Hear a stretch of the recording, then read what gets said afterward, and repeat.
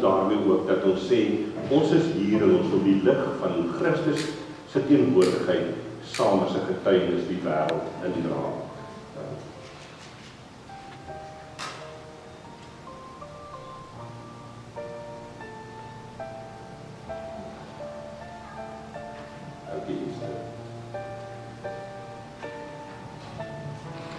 Met die versekering dat daardie kers brand, kan ons ook vanmôre vir mekaar sê, God is hier.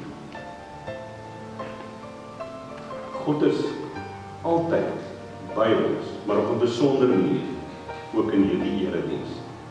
En daarom vriende, genade, barmhartigheid en vrede vir elkeen van ons. Ons gaan die